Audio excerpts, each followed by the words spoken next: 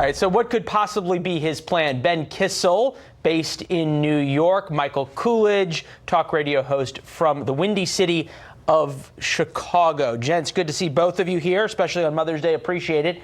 Ben, Great to be on. I'll phrase this problem for Democrats in the form of a question.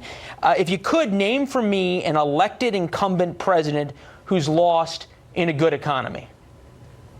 Well, I mean, I don't know. Al Gore technically lost in 2000, and Bill I'll give Clinton you a balanced hint. the budget. He wasn't an elected incumbent president, but keep no, going. I know, but he's sort of the third term for Clinton. That's the closest I could come up with off the top of my head. But when it comes down to kitchen table issues, yeah, the economy's doing well for Wall Street and stuff like that, but we got to look at wage stagnation and automation.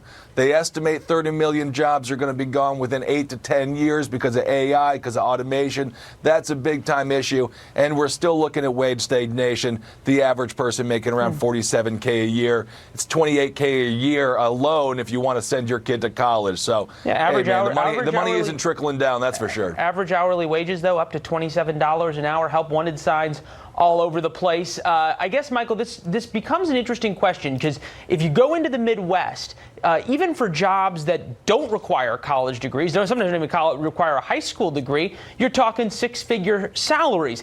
Can Republicans translate that into success come 2020, or do they have a flank that Tim Ryan and other Democrats think about?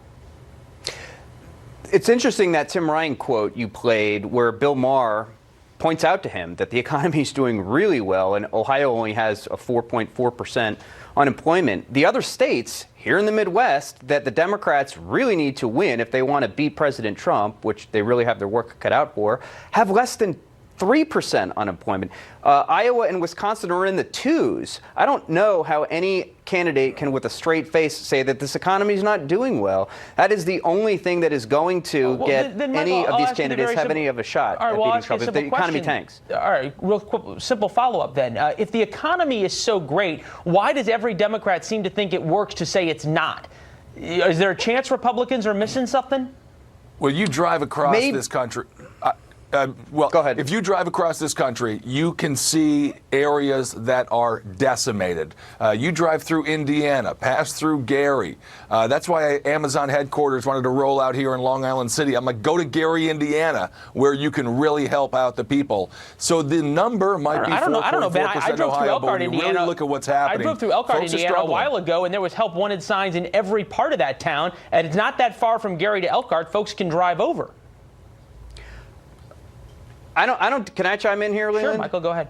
I don't disagree with Ben on that at all. I would love to see companies like Amazon and mid-sized companies move to the Midwest and manufacture here. But you're totally right also that there's help wanted signs everywhere. We're basically at full employment, and to deny the success of this economy, and yes, a lot of it has to do with the tax cuts and the deregulation. Real quick, fellas, because I got to get in this next topic about health care. Medicare for all, health care becoming a main plank for the Democrats, partly because it worked so well for them in 2018. Kamala Harris trying to explain an earlier comment where it seemed to say she wanted to get rid of insurance companies. Take a listen. You said on stage with me in January that when it comes to private insurance, quote, let's eliminate all of that, let's move on. Yes. Now you later said we don't need to get rid of all private insurance. So but let's clear that. Which is it? It was in the context of saying, let's get rid of all the bureaucracy. Let's get all of the ways. Oh, not the insurance companies. No, that's not what I meant as it relates to Medicare. But the bill gets rid of insurance. But no. It does not get rid of insurance. Okay, Ben. So. Well, I mean, honestly, what's going on with Kamala Harris is pretty simple. She's kind of running from her criminal justice past. Quite frankly, she was far too hawkish over there and far too aggressive on that. So I think she's trying to make up some ground within the Democratic primary and caucus voters. It obviously became unclear and muddled. That was, she's probably got to figure out a better way to message there. Is this a fatal mistake for her? Can she come back from this, or does it matter? Hey, man, we got a long primary season ahead of us, so who knows what's going to be happening with all that. Well said.